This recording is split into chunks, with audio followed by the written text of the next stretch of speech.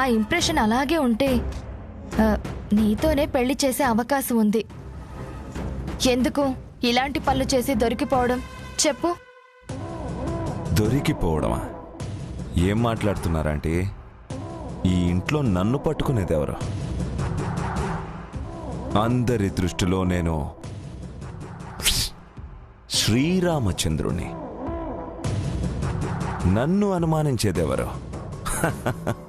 ఉన్నారు.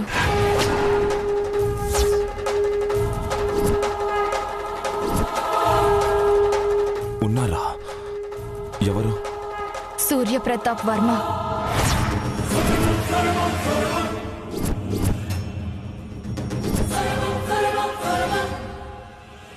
ఏంటి? సూర్యప్రతాప్ వర్మ చనిపోయిన వాడు నన్ను పట్టుకోవడం ఏంటి? చచ్చిపోలేదు, బతికే ఉన్నాడు.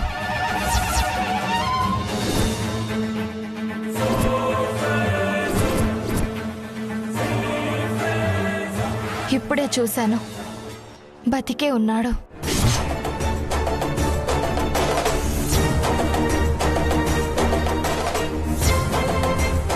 Aunty, aunty, aunty!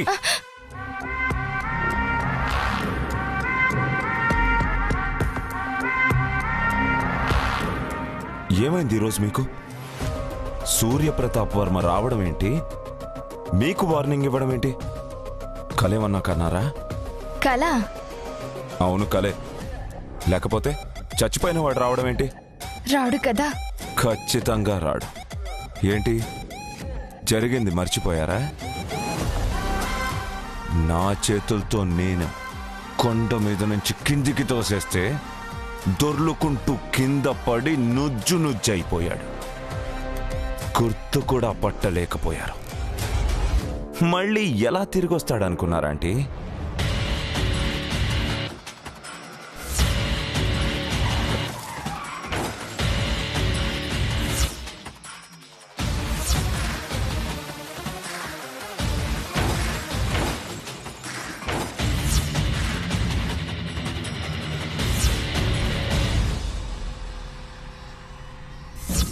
కాలి బూడిదైపోయాడంటే పైకి పోయాడు.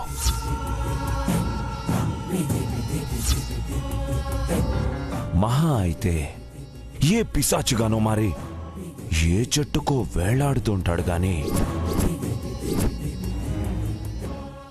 ఈ చుట్టుపక్కల కూడా వచ్చే ఛాన్సే లేదు. రాడు కదా. అయ్యో ఆంటీ, నిజంగానే మీకేదో అయింది. వెళ్ళి కాసేపు రెస్ట్ తీసుకోండి, లేదంటే పూజ దగ్గర కూర్చోండి. వెళ్ళండి.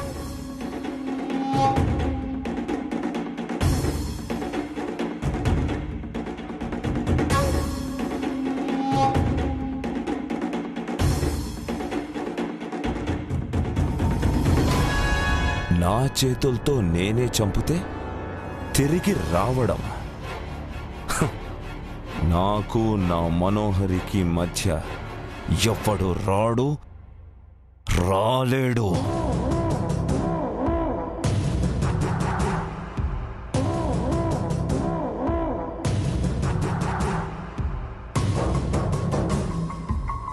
నీ హెయిర్ పిన్ కూడా ఎంత పరిమళం! వా!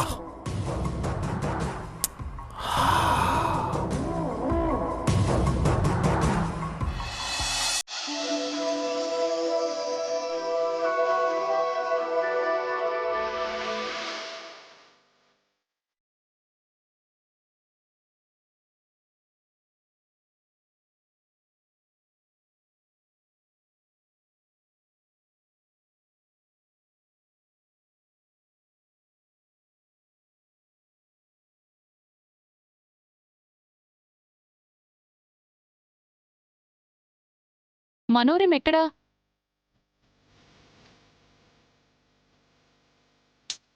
అడిగేది మిమ్మల్ని, మాట్లాడరేంటి? నా కోడలు పసుపు పారానికి నోచుకోదన్నారు. పూజలో కూడా కూర్చోకూడదా? అదే లేదత్తయ్య, అత్త పైన రెడీ అవుతుంది, వస్తుంది.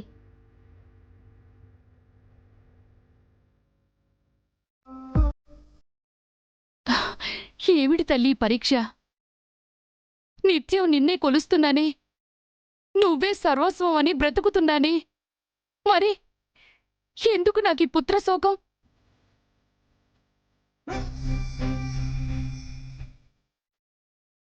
ఏం జీవితం అనుభవించిందని నా కోడలికి ఈ పతి వియోగం?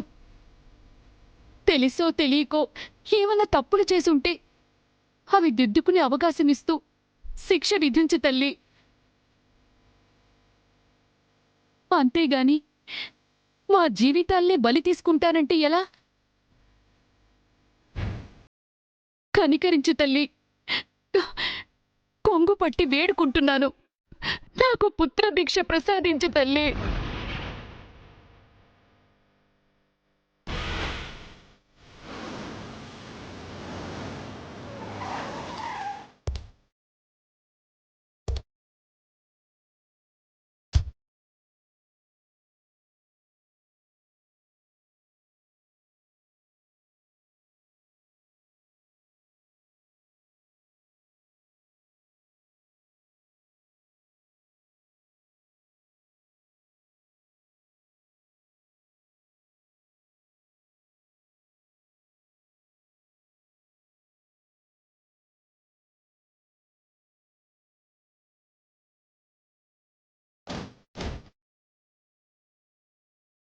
ఎవరు? నమస్కారం అండి గురువుగారు. నమస్కారం అమ్మా. మీ గురించే వెయిట్ చేస్తున్నా. అలాగా. రండి.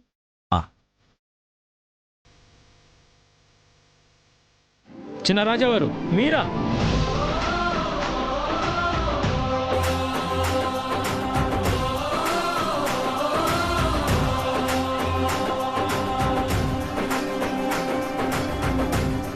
బాబుగారు ఏమైపోయారు? ఎక్కడికి వెళ్ళిపోయారు? బాబుగారు బాబుగారు ఎక్కడికి వెళ్ళిపోయారు? మీరా గారు? బాబుగారు ఇన్నాళ్ళు ఎక్కడికి వెళ్ళిపోయావు?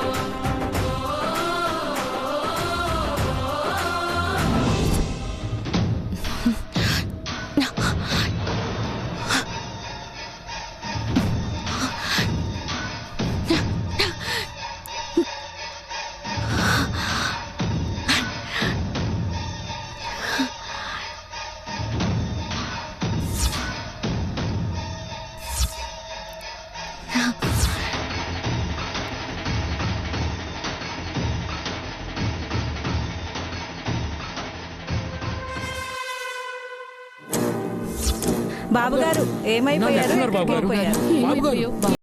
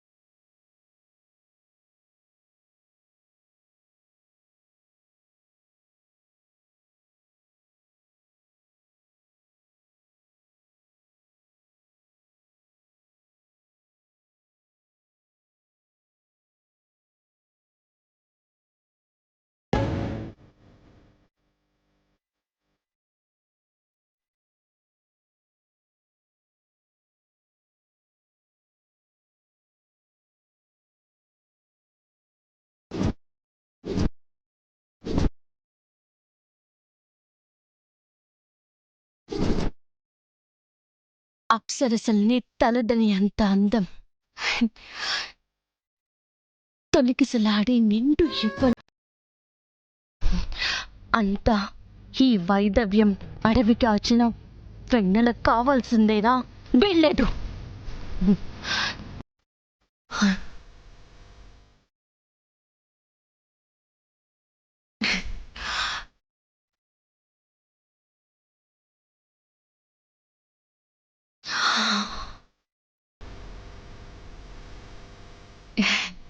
ఈ తనువు తనివి తీరా సుఖ సంతోషాలతో తేలి ఆడాల్సిందే.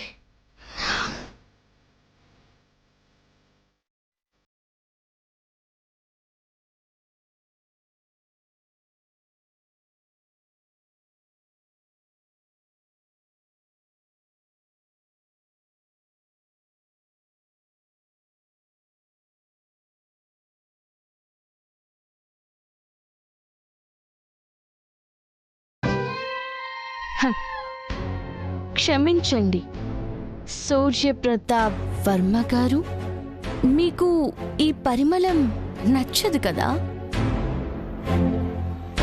మీకు నచ్చని పరిమళం వాడితేనే పోర్చుకోలేకపోయేవారు. మరి నాకు నచ్చినట్టుగా నా జీవితంలో ఉన్న మీరు లేకపోతే నేనెలా ఓర్చుకోగలననుకున్నారు? చూసారా ఈ అందాన్ని?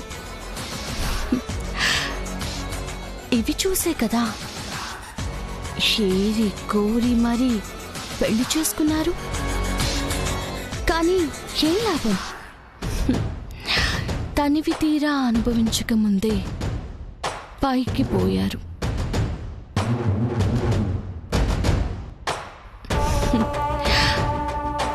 కారణం ఎవరు? నేనా? కాదు సూర్యప్రతాప్ వర్మ, నువ్వే. నీ ఆలోచనలతో, నీ మొండి వైఖరితో నీ చావుని నువ్వే కొని తెచ్చుకున్నావు.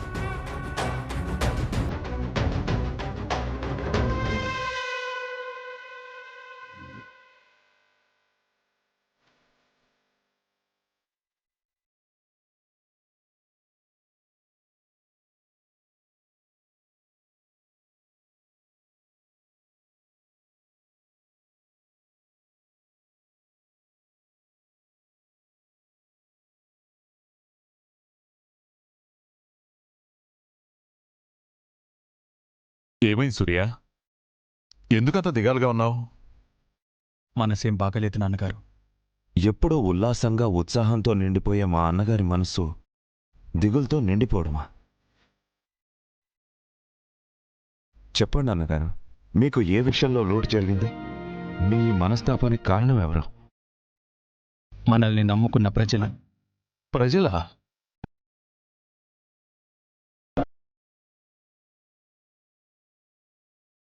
అవును నాన్నగారు, మనకి ఆస్తిపాస్తులున్నాయి, అన్ని సౌకర్యాలున్నాయి కాబట్టి మనం సంతోషంగా ఉన్నాం చాలే అనుకుంటే సరిపోతుందా?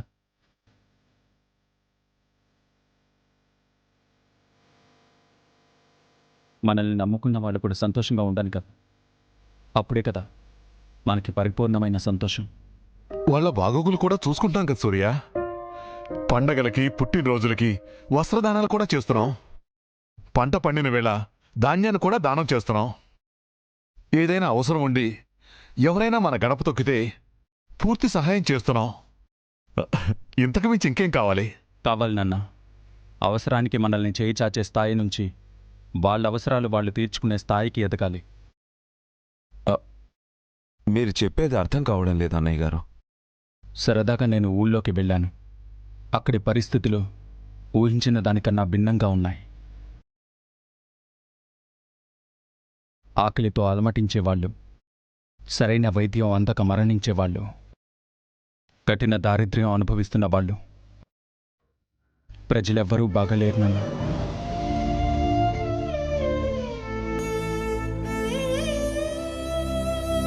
మనమిచ్చే బట్టలు వాళ్ళు ఎన్ని రోజులు కట్టుకుంటారు? ధాన్యం ఎన్ని పూటలకు వస్తాయి? ఏదన్నా అవసరానికి మన గడప తొక్కితే సాయం చేస్తామన్నారే, మరి సాయం అడగడానికి ఇష్టపడని ఆత్మాభిమానం ఉన్న వాళ్ళ పరిస్థితి ఏంటి? అర్థమైంది సూర్య. ఇప్పుడేం చేద్దామంటావు?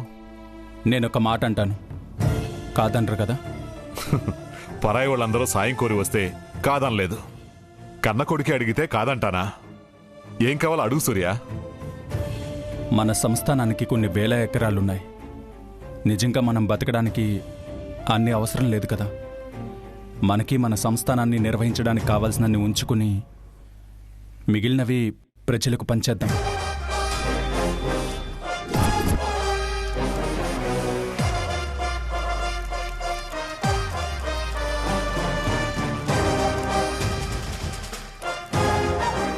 అప్పుడు వాళ్ళు ఎవరి దయాదాక్షిణ్యాల మీద ఆధారపడాల్సిన అవసరం లేదు కదా.